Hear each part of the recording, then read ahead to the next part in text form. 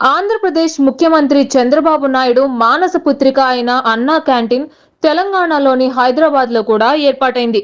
CBN forum founder, ప్రధాన కార్యదర్శి, Genex సంస్థ అధినేత Genex Samar మాదాపూర్లోని 100 feet cross roads లో ఈ క్యాంటీన్ ను ఏర్పాటు చేశారు.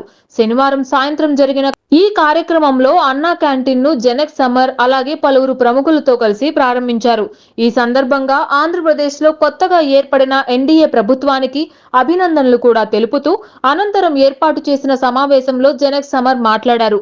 పేదల ఆకలి తీర్చాలని ఆంధ్రప్రదేశ్ లో తొలిసారి తెలుగుదేశం ప్రభుత్వం అధికారంలోకి వచ్చినప్పుడు ఏర్పాటు చేసిన అన్నా క్యాంటీన్లు నిరుపేదల ఆకలి తీర్చి రాష్ట్ర ప్రజల ఆదరణను పొందాయని కూడా అన్నారు. అయితే గత వైసీపీ ప్రభుత్వం తెలుగుదేశం పార్టీకి పేరుస్తుందనే కడుపు మంటతో పేదల కడుపు నింపే అన్నా క్యాంటీన్లను మూసేసిందని కూడా ఆరోపించారు.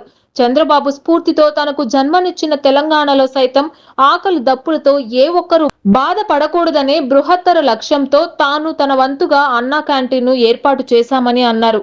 జూలై మొదటి వారం నుండి ఈ క్యాంటీన్ కార్యకలాపాలు అందుబాటులోకి వస్తాయని కూడా చెప్పారు. తెలుగుదేశం అధినేత చంద్రబాబును అప్పటి వైసీపీ ప్రభుత్వం అక్రమంగా అరెస్ట్ చేయడం, తదనంతరం పరిణామాల్లో భాగంగా గత నవంబర్లో ఊపిరి పోసుకున్న సిబిఎన్ ఫోరం ఇక ముందు కూడా పలు సేవా కార్యక్రమాలతో ముందుంటుందని ఫోరం వ్యవస్థాపక జనరల్ సెక్రటరీ జెనెక్స్ సమర్ స్పష్టం చేశారు. పూర్తిగా సంక్షోభంలో కూరుకుపోయిన ఆంధ్రప్రదేశ్ ను కాపాడాలంటే చంద్రబాబును తిరిగి ముఖ్యమంత్రి చేయడం తప్ప మరో మార్గం లేదని కూడా నిర్ణయించుకొని మరో చంద్రబాబు అభిమాని సుమిత అధ్యక్షురాలుగా, తాను వ్యవస్థాపక జనరల్ సెక్రటరీలుగా వ్యవహరిస్తూ ఓ స్వచ్ఛంద సంస్థగా సిబిఎన్ ఫోరం కు రూపకల్పన కూడా చేశామని చెప్పారు. ఆంధ్రప్రదేశ్ తో పాటు తెలంగాణలో కూడా తెలుగుదేశం పార్టీ అలాగే ఎన్టీఆర్, చంద్రబాబుల ఆశయాలను ముందుకు తీసుకెళ్లేందుకు ఫోరం ఆధ్వర్యంలో పూర్తి స్థాయిలో కృషి చేస్తామన్నారు. అనంతరం అమర్ తో పాటు పలువురు అతిథులు కలిసి కేక్ కూడా కట్ చేశారు. సార్, అన్నం పరబ్రహ్మ స్వరూపం అంటారు. సో అదే కాన్సెప్ట్ తో ఎన్టీఆర్ దగ్గర నుంచి చంద్రబాబు వరకు ₹2 కిలో బియ్యం కాన్సెప్ట్ దగ్గర నుంచి ఇప్పుడు అన్నా క్యాంటీన్ వరకు చేస్తూనే వచ్చారు. కానీ దానికి ఒక 5 years గ్యాప్ అనేది వచ్చింది, పూర్తిగా తుడిచిపెట్టేశారు. సో ఆ కాన్సెప్ట్ ని ఇక్కడ తీసుకొని మీరు కొత్తగా ఇక్కడ కూడా క్రియేట్ చేస్తున్నారు. సో ఏంటి మెయిన్? ఎప్పుడైనా అండి 20 ఏళ్ల కిందైనా 30 ఏళ్ల కిందైనా ఇప్పటికైనా అన్నం లేకుండా అలమటించే వాళ్ళు చాలా మంది ఉన్నారండి. అది మాదాపూర్ అనే కాదు, జూబ్లీహిల్స్ అనే కాదు, బంజారాహిల్స్ అనే కాదు, ఎక్కడైనా అన్నం అనేది ఎప్పుడు కూడా మన ఇండియాలో అన్నం అనేది కొరత ఉందండి. ఎవరు కూడా ఒక పూట కూడా అన్నం తినకుండా ఉండకూడదు. ఒక రోజులో ఒక పూట అన్న కడుపు నిండా తినాలి, మనం పెట్టాలి, సేవ చేయాలనేది ముఖ్య ఆలోచన. అదే దృష్టిలో పెట్టుకొని చేస్తామండి.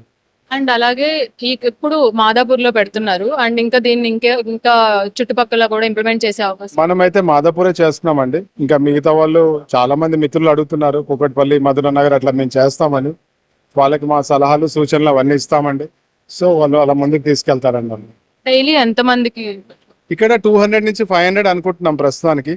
ఇంకా తర్వాత కొన్ని రోజులు ట్రయల్ రన్స్ వేసిన తర్వాత పెరగొచ్చు, తగ్గొచ్చు, మెనూ కూడా అటు ఇటు అవ్వచ్చు, చెప్పలేం. డిపెండ్స్, పరిస్థితులు బట్టి, రిక్వైర్మెంట్ ప్రకారం, ఆలోచనలు అన్ని బట్టి అన్ని చూసి సలహాలు, సూచనలు అన్ని తీసుకొని దాని ప్రకారం ముందుకెళ్తామని.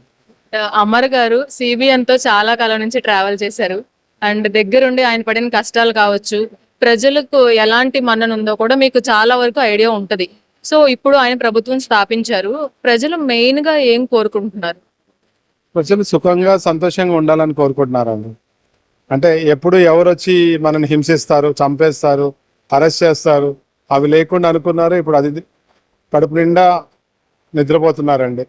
భయం లేకుండా నిద్రపోతున్నారు. ఎప్పుడు ఏమవుతుందని ఆ బాధ లేకుండా, భయం లేకుండా మనస్ఫూర్తిగా నిద్రపోతున్నారు. ఎందుకంటే వాళ్ళకి బాబు గారు మిగతా చూసుకుంటారనే నమ్మకం వాళ్ళకు ఉంది కాబట్టి. అండ్ అలాగే ఈ కాన్సెప్ట్ మీరు ఇక్కడ స్టార్ట్ చేసినట్టు సిబిఎన్ గారికి ఏమైనా? ఇంకా లేదండి, ఇంకా లేదు, తెలియదు. అది ఇంకా ముందుకు లేటర్ గా చేస్తామండి అవన్నీ. ఇన్ ఫ్యూచర్ ఏమైనా ఇంకా కొంచెం ప్లాన్ పెద్దదిగా చేసే అవకాశం ఉంటే ఖచ్చితంగా పార్టీ నుంచి హెల్ప్ తీసుకుంటే ఇంకా బాగుంటది కదా. ఎందుకంటే తెలుగుదేశం అనేది తెలంగాణలో కూడా మళ్ళీ బలోపేతం అవ్వడానికి ఒక ఉపయోగం ఉంటుంది కదా. అదేమన్నా ఐడియా? తెలియదండి. ఒకసారి బాబు గారిని కలిసిన తర్వాత సలహాలు, సూచనలు తీసుకుంటామండి. బాబు గారి పర్యవేక్షణలో చేస్తాము, దాన్ని బట్టి ముందుకు వెళ్తామండి. Thank you so much. Thank you.